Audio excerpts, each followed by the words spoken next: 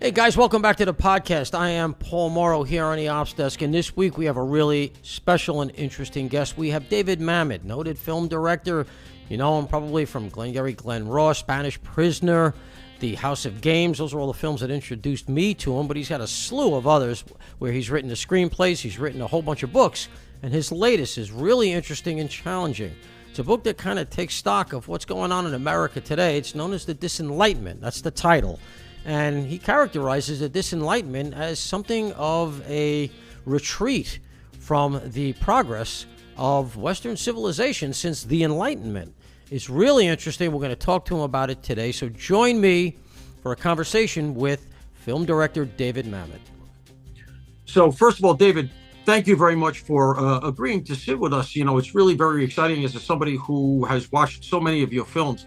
We used to watch your films. I was telling our mutual acquaintance, the FBI agent Maureen O'Connell, I used to tell her my brother and I used to watch the con man films and try to predict where it was going to go. Oh, yeah, that's good. And it was very, very frustrating because we would never get it right. And we were young and thought we were clever. But I want to talk about your book. So right away, the book is quite challenging and sets up an interesting analogy. And it was the metaphor is that America right now is essentially like an open city. And that was a new idea to me. Can you tease that out for us? Sure. That we saw the idea of an open city for those of you, and I'm sure that includes all of you people who read War and Peace by Leo Tolstoy. It's the best book ever written, real page turner. That's about the Napoleonic Wars. Oh, sure, I read it. Yeah. Okay. So at one point, Napoleon marches on Moscow, right? Yeah. And if he takes Moscow, he wins the war. So what the Muscovites do is they say, you know what, fuck them. We're going to leave. Don't take Moscow. The city will burn because they don't have the infrastructure. He'll be stranded in Moscow with no clothes to his back and no food, and they'll have to turn tail and leave Russia and starve to death in the snow, which is what happened.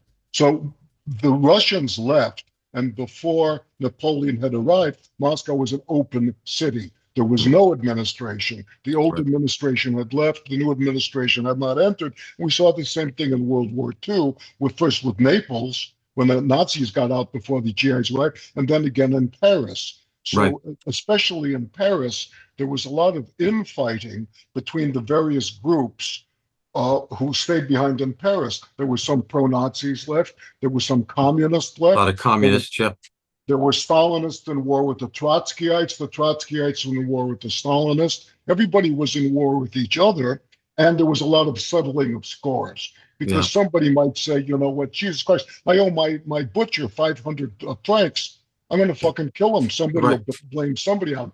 So I said what happened here is the country was abandoned from all administration by the Bidens. So what was left was warring groups. So what I said in the book was I spent a lot of time trying to figure out, wait a second, what am I looking at here, right?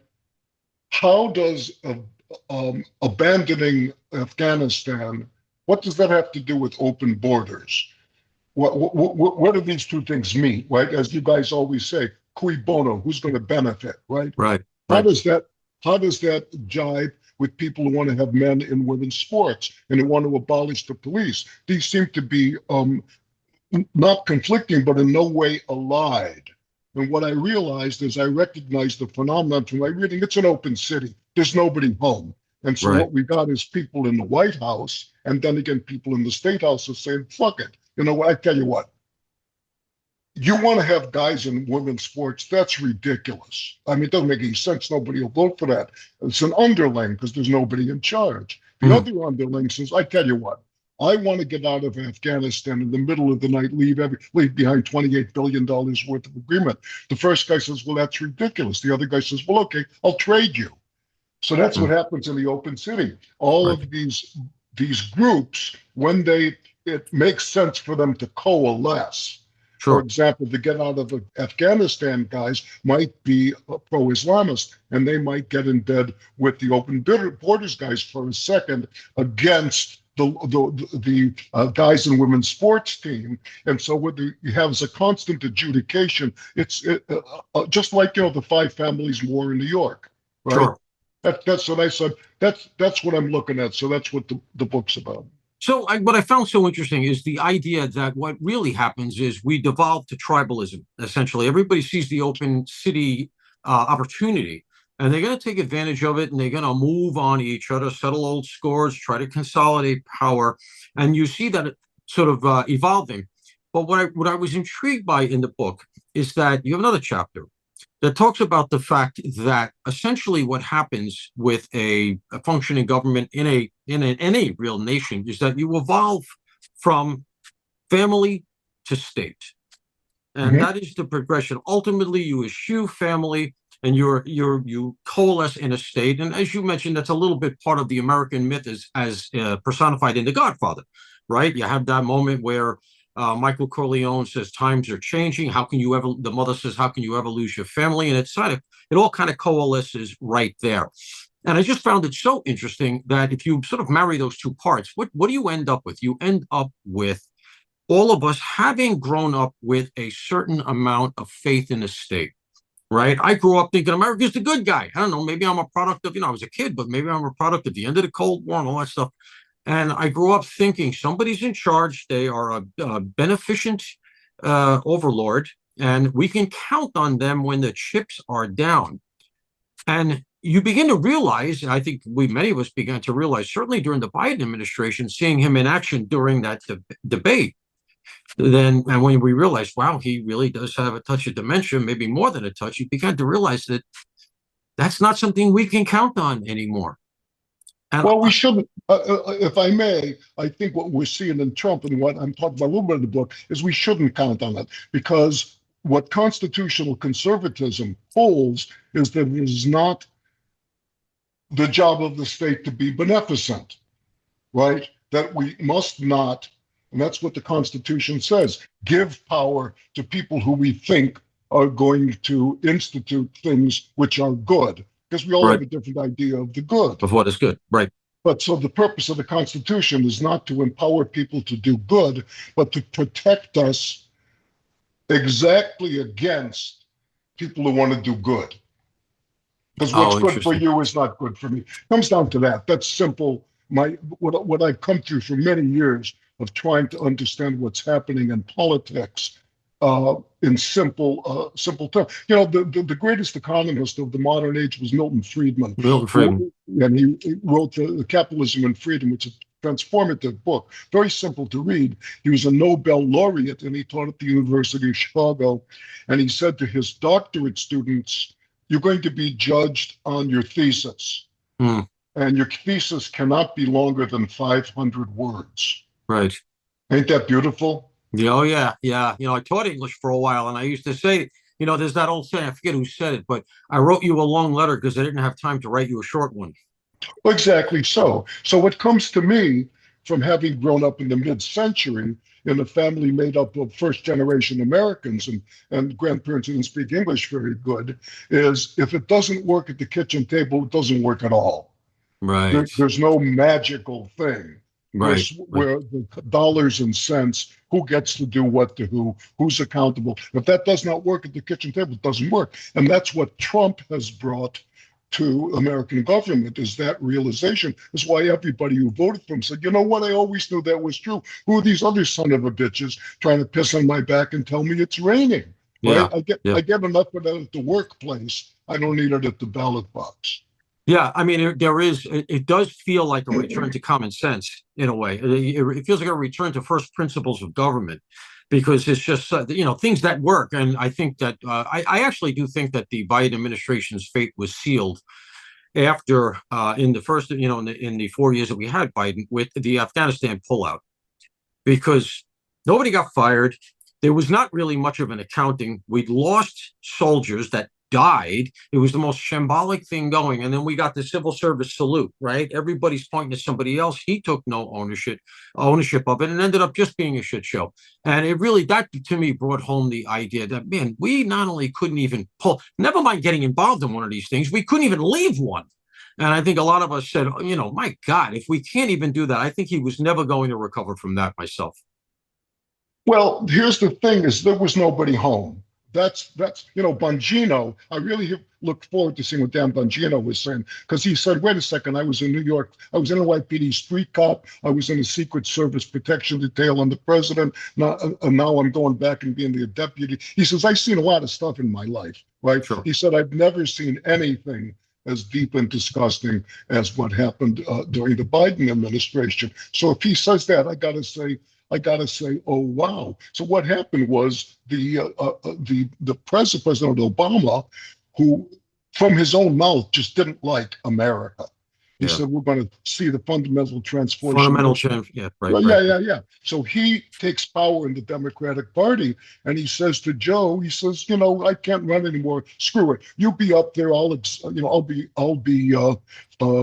the power behind. I'll be Talleyrand. I'll be the power behind the scenes. I'm going to do this or that or that. And in fact, Joe, go fucking take a nap, because he knew he was brain dead, right? So there was nobody there, and anybody who said, "Wait a second," got blacklisted or slandered, or in the sense of Trump, frickin' shot. Now, here's what I think. I know you don't. I talked to Maureen, a lot of a mutual friend who's career FBI, and she said and I heard you say the same thing about Epstein. No, but he killed himself. Blah blah blah. And also, I believe she said, I don't know if you said that. No, the Secret Service didn't put him on the spot. It was just a failure of communications. But I'm a dramatist. I always look at the dramatic side of everything. I think that the Biden administration, whoever that was, put him on the frickin' spot. Just like the scene in Serpico that we all love, right? Yeah. Where they're sending him through the door, and Mary Abraham and the guy says, you know what, you go first. And there he is, he's stuck in the door. They sent him in, and they won't come after him. So I think that's what happened, and that's what happened in Butler. So look, I don't disagree with you, because while I do think Epstein killed himself, and I do think that they didn't set up that shooter, I don't think that Crooks was an Iranian asset. They would never use somebody that low rent. But that said, that doesn't mean that the conditions were not created by the Secret Service to imperil Donald Trump. And I'm going to give you a factoid that plays to it. I know people that were involved. When Donald Trump, if you remember, during the campaign this time around, he went up to the Bronx and he did that rally in the Bronx. The Trump campaign asked for, and that was a big deal. They were saying, well, look at this. He's going into the hood. He's reaching out. This is stuff that Republicans haven't traditionally done. And then there was arguments about how many people attended. But the attendance was irrelevant. It made the statement. But the Trump campaign had asked for more magnometers and more wands, more personnel. They were denied. Now, that's a matter of fact. And then the other matter of fact is just how shambolic the event looked. Fox had me out there. I talked to everybody on the ground. I talked to all kinds of cops out there, agents. And I can just tell you, it was a mess. I actually think it came down to, and I hate to say this, but a lot of them have since left, so I can say it. I actually think part of it came down to the fact that it was being run out of the Pittsburgh field office of the Secret Service, and it was a hot, hot day. And I think that a lot of the agents just didn't want to saddle up in their cars on a hot summer Saturday and drive themselves out to Butler and administer that event, because there was like nobody in charge. And there was 12 different agencies. They were all running into each other. So I guess my point is, it was more a conspiracy of negligence than an actual something that with intent. Yeah, but that counts too, because it does. You're right. Listen, I've been around a little bit. You've been around a lot, so we all know that at certain conclaves of power, if somebody wants something done, that the government can more closely resemble the mafia than it will the PTA. So if somebody's in a meeting and they say, "What are we going to do? This son of a bitch Trump, and we're still giving him Secret Service protection, and all that somebody's got to do is in power in a corrupt administration is go like this." Yeah. Sorry. Am I lying? No, you're not. Of course not. Look, I think that's actually what's going to ultimately come out of this investigation going on right now with the Crossfire Hurricane. I think when they drill down to I think you're going to get to a point where Obama did the kind of lifting of eyebrows that you just did. I don't think we're going to find a smoking gun. He didn't say, go do this. Go frame Donald Trump's campaign. Go get a FISA on Carter Page. And I know it's bullshit, but do it anyway. You're not going to get that. What you're going to get is the usual bureaucratic, sort of gummy morass of communications that nobody can put their finger on. It's what they're all going to hide behind. But you know what? This is very much Mamet territory. So I gotta ask you. This is a good segue into something I know you're very interested in, which is the Kennedys and JFK. Because okay, if this was at worst, let's say, a conspiracy of negligence relative to the Trump shooting in Butler, you got to look back to the Kennedy shooting, and it was, I think, at the least that, but I think it was more. I think you and I are on the same page with this, and we're not conspiracy theorists because I'm the reverse. I'm the one who's saying Epstein did kill himself. But, if you look back, the malevolent forces that came together in a similar way at the time of the JFK killing, you had a CIA that had gone rogue, that seemed to be accountable to nobody. And they were in league. You mentioned the mafia. They were in league with stone mobsters. And I've always held quite, maybe just come from New York or something. I've just said it just looks like a mafia hit. It just feels that way. That's a mafia hit. Of course it is. And if nothing else, they were involved in it. It was like when they shot Columbo here in Times Square. Yeah, they shoot Columbo. I mean, in Columbus Circle, somebody shoots Columbo, and then the killer gets shot. So Yeah, sure. What's your take on that as a parallel to today with Trump and everything else and government conspiracy? What's your take on the JFK shooting? Well, I grew up in Chicago, and my grandparents knew Capone. We all knew mobsters, or had people in our family who were mobsters, and we took a lot of pride in Chicago. We'd say, well, there's the garage where they had the St. Valentine's Day massacre. So God, yeah. It was across the street from my high school. We used to say, oh, back then we heard the shots. Oh, there's the Cathedral of the Holy Name where they shot Bugs Moran, bibbity bobbity boo. So it was completely a mafia style hit. But if you look into it, Giancana and Accardo, who ran the Chicago mob, was written by Accardo. Giancana was the second in charge. They also ran Dallas. They controlled the Dallas Police Department. And the bag man for the Chicago mob was Jack Ruby. Right. It was Jack Ruby. All hanging out at Jack Ruby's place was Oswald. He was a regular who, P.S., his mother had been the girlfriend of Carlos Marcello, who ran the mob out New Orleans.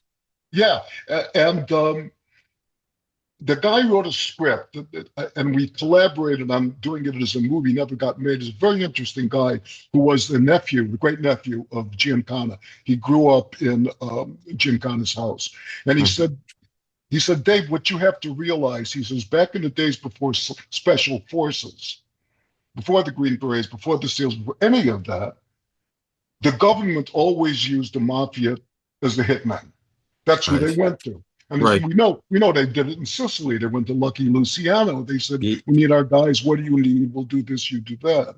Yeah. So that's completely nonsense. The other thing is, somebody who knows, I know some amount of ballistics, as a competitive pistol shooter for many, many, many years. The idea that a bullet is going to go through your lumbar vertebrae, travel up to your throat, come out of the throat, then decide to go down and hit the other guy in the wrist, and then go over and hit the driver.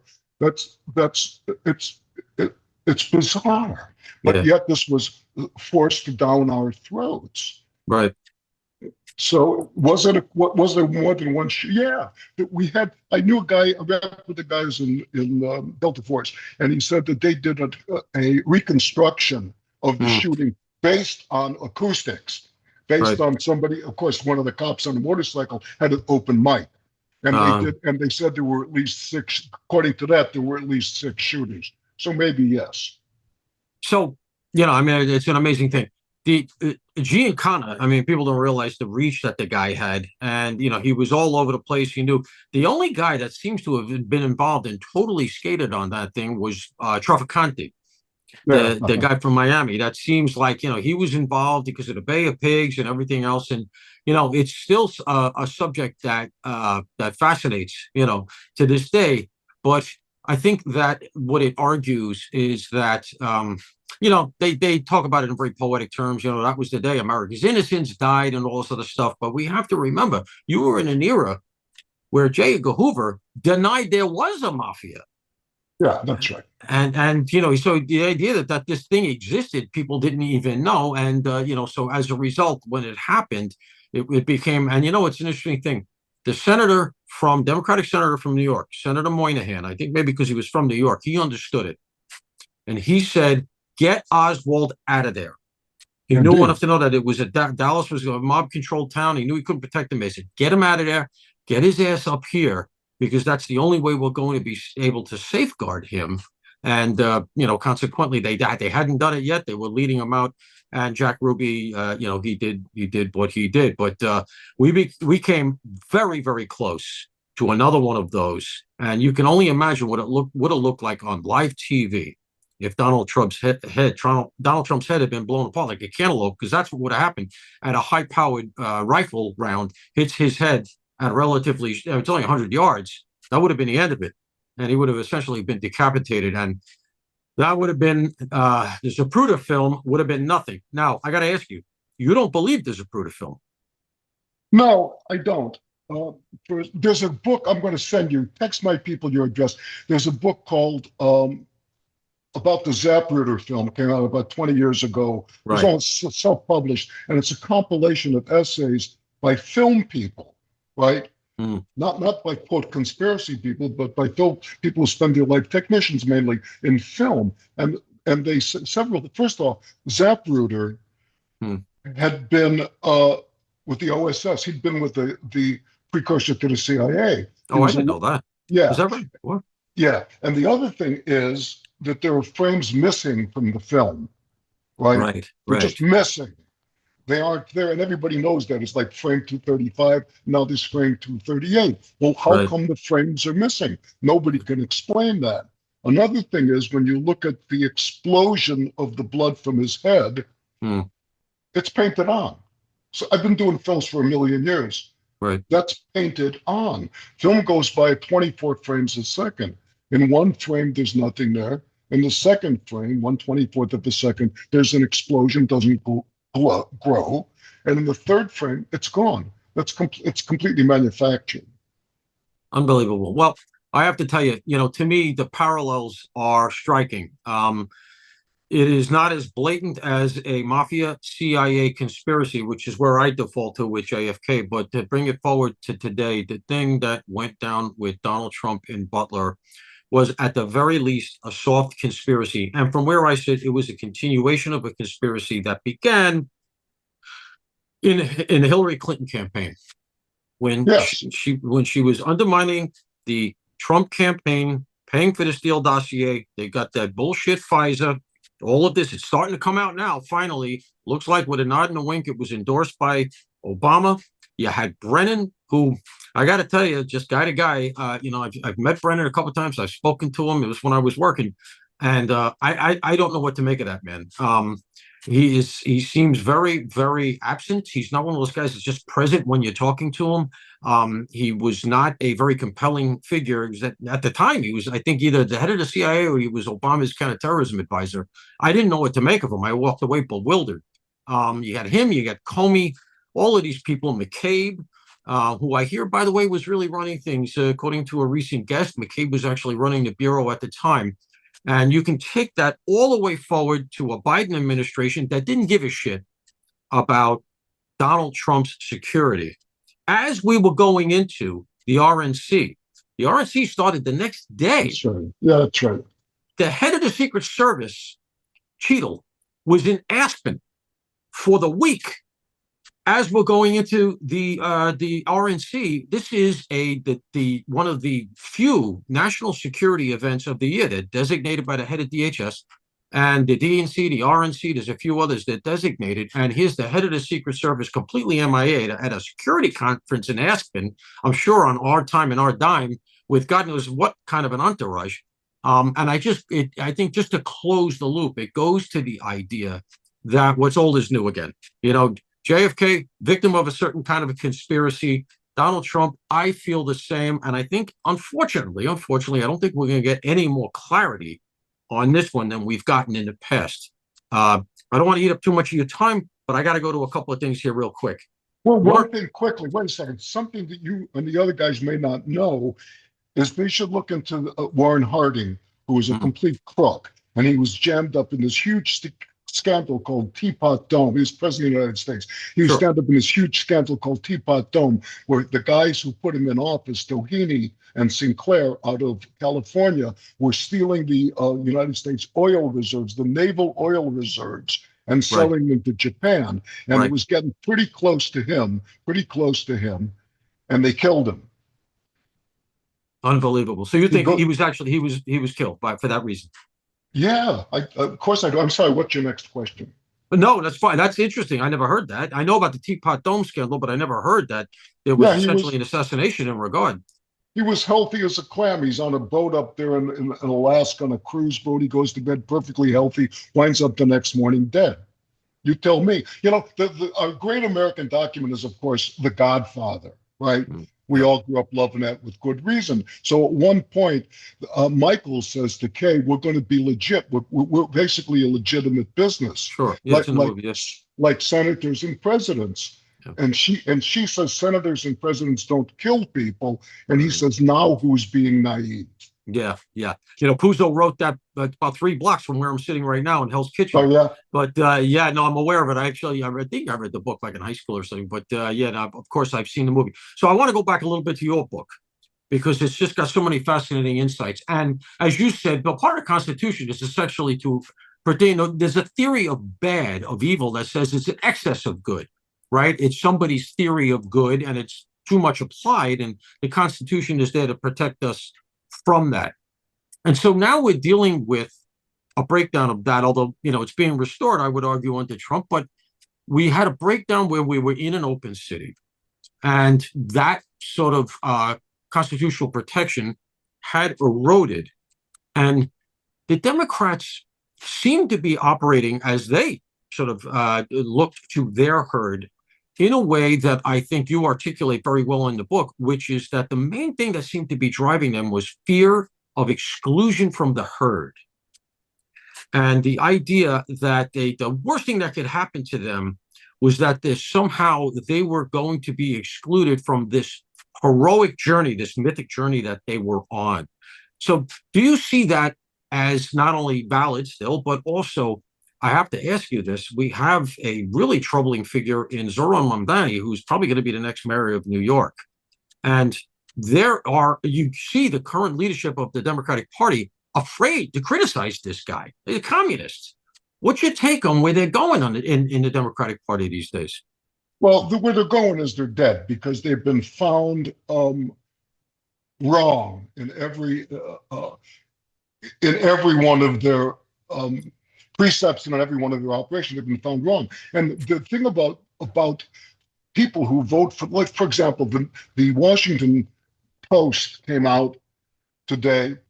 Trump just came out with the most important, the hugest trade deal in history, which is going to be of a vast benefit to the EU, which is failing, and a great benefit to the United States. And all that the Washington Post could say was he's bullying Europe. So the thing about the Democrats, and I don't mean the administration, I'm talking about the voters, it's not that they want so much that they want to be on board with doing good, is that they can't afford to admit they were wrong. Because if any Democrat has to say, you know what, oh my God, everything I've been doing was wrong, they're going to lose their spouse, their income, their friends. Right. They're going to lose everything, or they're frightened. So they can't admit, like, see, the Democrats are a totalitarian regime. It's either all or nothing. You can't disagree with them on anything. These son of a bitches wouldn't stand up in respect to the angel moms who lost their kids. They can't admit that they're wrong at anything. So what you have is people moving farther and farther left, and the rest of the sheep saying, me too, because everything they've done so far has failed. So they got to go with, the thing about Mamdani is, you know, I've lived and worked in New York off and on for over 60 years. So I saw it go from a thriving capital of the world and a fascinating city at the end of manufacturing, at the end of shipping, but there was still a middle class. that Right. voted for, wait a second, I want Lex to be there. I want Lexington Avenue to be there. I want the shops to be on Broadway, blah, blah, blah, blah, blah. That's all gone now. So there's nobody to vote for their pocketbook in New York. So what's going to happen with Mondami is going to be very interesting because the city's going to die because of all the people and that are leaving New York, the big financial people and the big I can work for my office people, there's going to be nothing to bring them back. Right? New York is no longer a workable harbor. It's no longer a rail hub. It's no longer a cultural capital. It's basically a destination.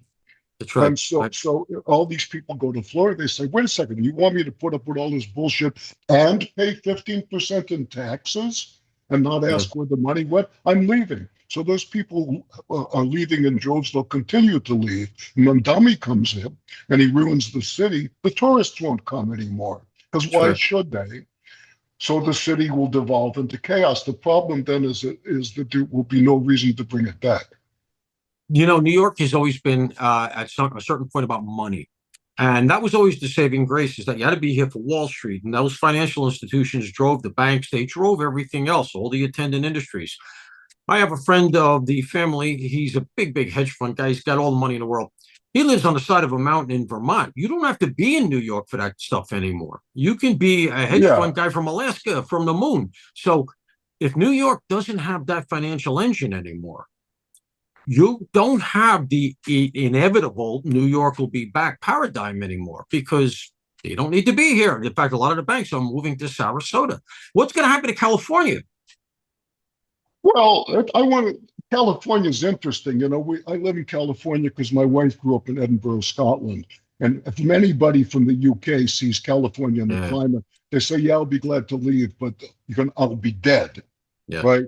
But it's a horror show. But there are a lot of turned California red people who are saying, wait a second, but we think Trump actually won the other election. If Trump can demand citizenship, can demand photo ID, and can stop and can stop them from cooking the books, I think California can turn red. And I think to a really.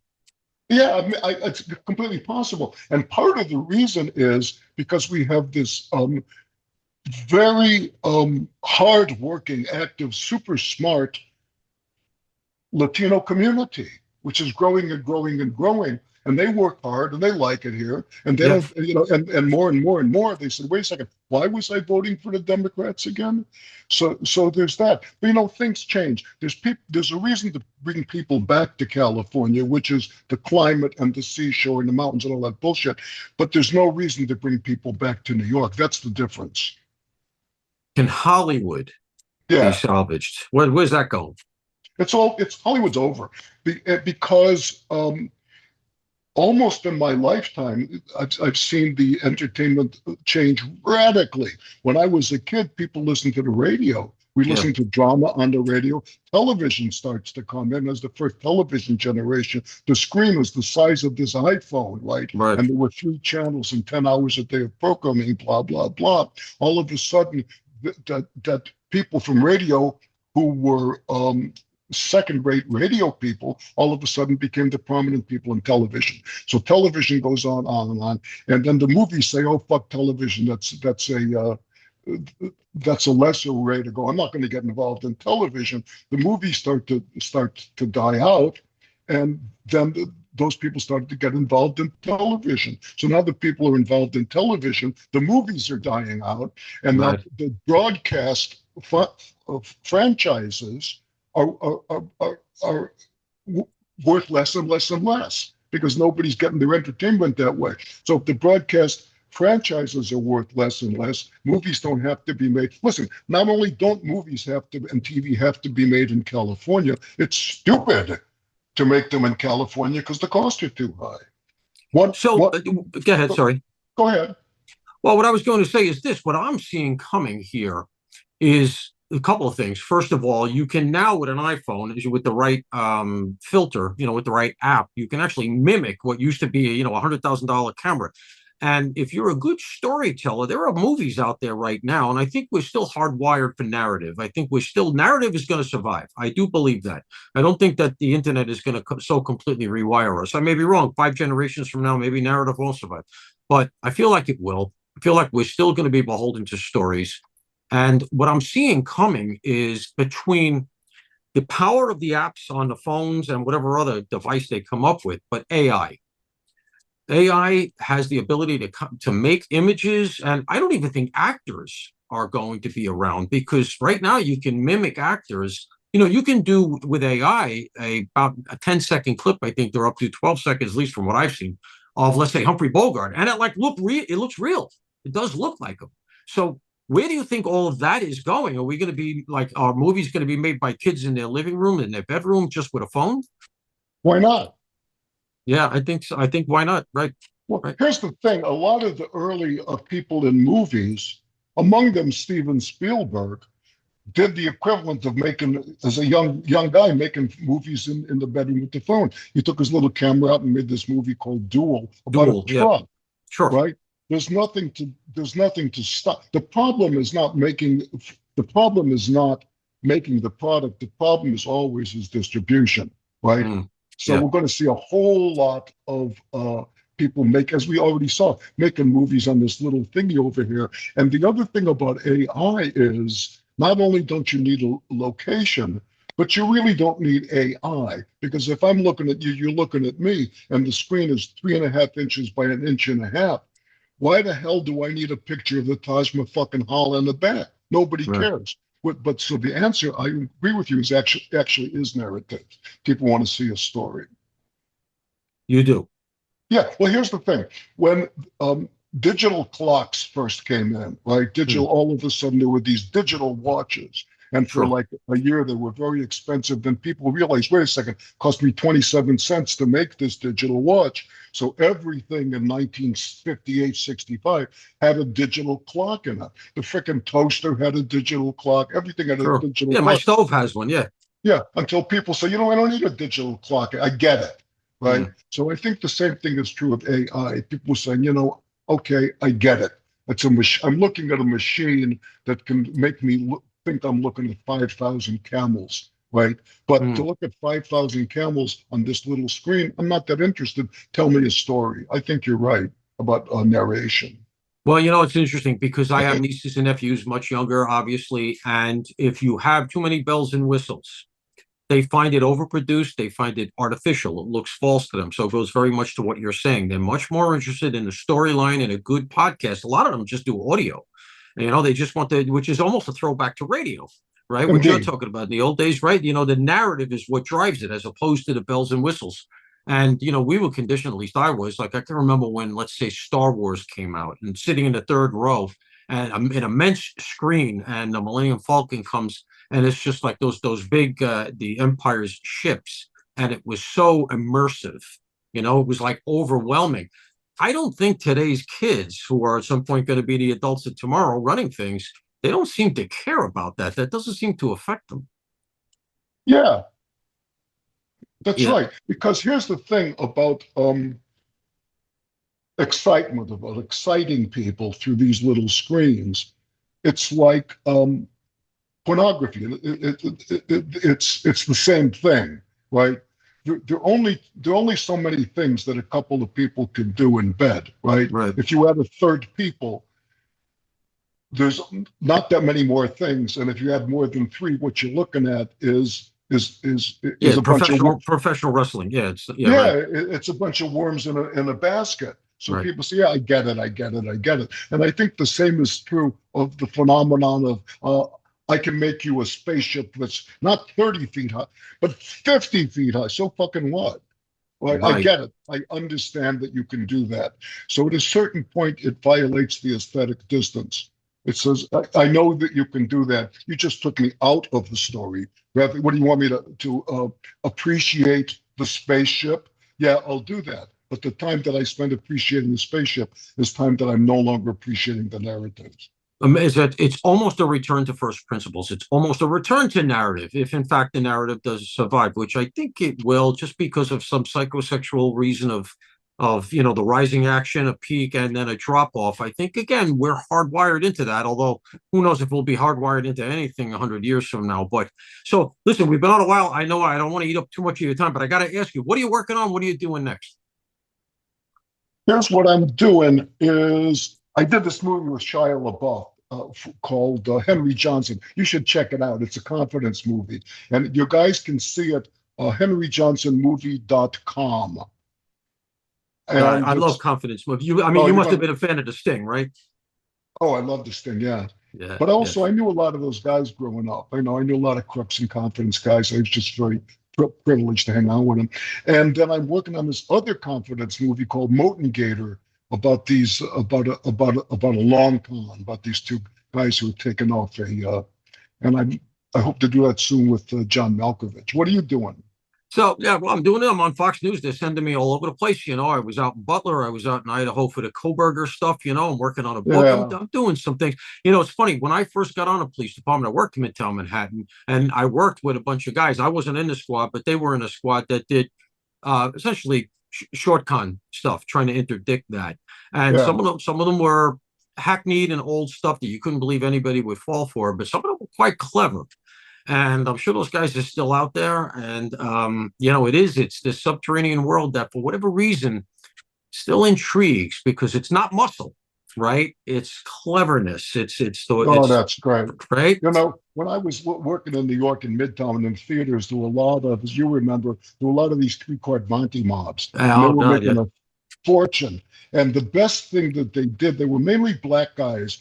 And one of the things that they did was the three-card Monte guide works because there's a mob around them saying, oh, I see what the guy's doing. And one of the things that the successful mobs did was they would hire white guys, white men and women, and the white men and women would portray Scandinavian tourists. And the white Scandinavian tourist would stand in the background around this black guy and me, a white guy, and they'd say, oh, I see what he's doing with the thing and the blah, blah, blah. You're thinking, oh, there can't be a connection between the white Scandinavian tourist. What's in it for them? And I knew a couple of those guys, and what was in it for them was, even back then, they were making like $700-800 a day a piece. Yeah, no, they were making a fortune. When I first came on, that was a big, big thing in and around Times Square. I worked at them back then. It was a lot rougher. And that was just the rule. Get rid of those guys. And, it's a shame. I haven't seen them back yet. But the laws that we used to use for that, the geniuses in our city council have taken off the books. I'm going to ask you to give you the last word here, because I think this will be really interesting. Well, let me ask you this. First of all, I've got two questions. First of all, do America's cities, which to me are the jewels in the crown of this town, of this country, rather, they're what people think of when they think of classic Americana, not just, but, New York City, Philadelphia, Baltimore, San Francisco, LA, Seattle, Portland, Chicago. These are classic cities that people have seen in films and are part of the fabric of our nation. They're all dying. And the term I use is to me, it's a nut job archipelago. It's a constellation of just, to me, insane asylums in the way that they're going. Do our cities come back? It depends. It depends if there's anything there. The reason that the cities existed was they were the nexus of transportation, right? And because they were nexus of transportation, that's where the money went, right? Sure. And because that's where the money went, that's where the culture went. And because that's where the culture went, that's where the middle class went, that staffed the cities, that lived and were the life of the cities. If they're no longer the nexus of transportation, if the money's not there, if the middle class is not there, there's no one to stand up and run for city council and run for mayor and say, wait a second, right? So these cities are largely taken over by the young who've never worked and who love the idea that everything should be free. So these people are the useful idiots of Lenin, right, who were put on the send by the people who are eventually going to have power. Because the difference between Lenin and Marx is Marx incorrectly so that the working class will take power because it's a class struggle and the working class will control the means of production. And Lenin said, yeah, that's a good idea. It's bullshit, but anybody who believes it is somebody I can take advantage of. And that's why we had 70 years of communism. It's so depressing because I don't disagree with you. I am really not sure our cities survive. So then I got to ask you the last question, and this is where this devolves to. Does America survive? Who's the dominant power of the next 50 years? Well, the dominant power of the next 50 years is the American people, because we found the decay starting with the end of Rooseveltian socialism. The ultimate decay was Obama, who hated this country, and the people who sucked up to him and fell for Black Lives Matter and fell for Me Too and fell for every goddamn thing. And then the American people on the 5th of November, in a way that I never thought was possible, I don't know if you did either, stood up and said, you know what, that's enough. We're done now. We're absolutely done. It's a fucking swamp. As Trump said, it's worse than a swamp. It's a sewer, but you can clean your house might get full of filth, but if you want to live in that house, start cleaning it up. Don't say, oh my God, it's so big, there's nothing I can do. So little by little, he and the people whom he has around him and the American people behind him are saying, yeah, let's clean it up. One thing at a time. I don't want some son of a bitch to get up there and say, we're going to, what did that fool say? It's joy. She said joy, right? Kamala. Kamala. Yeah. We aren't fettered with the past. Yeah. Well, what the hell does that mean? It don't mean nothing. So we hear 70 years, 80 years of Democrats who say things that never is shown on land or sea.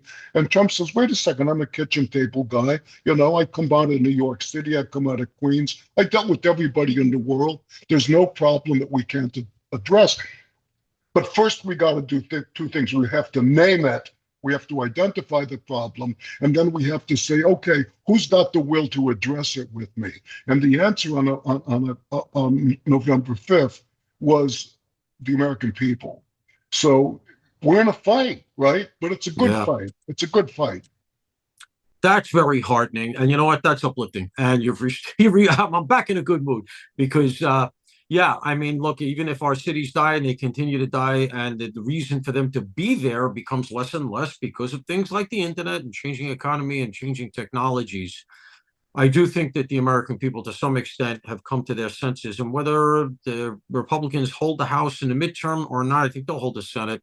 Whatever happens in the next election, so on and so forth. I think Donald Trump is the kind of common sense corrective that was so overdue. And thank God he came along, because I'm not so sure without his stones to put his chin out and say, no, this is wrong. I'm not so sure anybody else would have beaten Hillary and would have managed to do all of this. I'll give it a last word. I completely agree. I think he's a hero. I think he's a hero on of the scale of Washington, the scale of Lincoln, because I couldn't have done it. Right. You know, I would have said, well, it's too late, or let someone else, or I don't know where to start, or let's meet halfway. He said, no. He never made a big thing about it. He said, yeah, I know how to run a construction thing, right? I know how to run an empire. This is no different than that. It's not magic, but we have to return to the first principle. And the first principle is it's not the purpose of government to do good, because doing good means controlling my life. But to do something somebody else thinks is good. It's the purpose of government to protect its citizens, both from enemies, foreign and domestic, and that the most dangerous of the enemies domestic are those people who said they're going to do good and stole our country from us. You know, that's why cities were formed. That's why nations were formed. People banded together for security, and somehow or other we lost that, and we turned on ourselves. David, I can't thank you enough. This was fascinating. Folks, if you don't have it, you got to get the book. The hell I do with the book. Here we go. You got to check the book out, because I have read it, and it's I got to tell you, it's every page has something. I mean, I wish I could show you. You won't see it on the camera. But I got things circled and underlined and everything else. I learned a lot. I really did enjoy it. I hope you keep writing. And listen, man, I hope we get to talk again, because you are one of the most interesting people in the country, I got to tell you. Oh, it's very kind. Yeah, it's great to talk to you. Great seeing you on Fox. Give me a call if you ever leave the United States and come to California. Okay, will do. We appreciate it. Thanks very much, David. Take care now. You're welcome.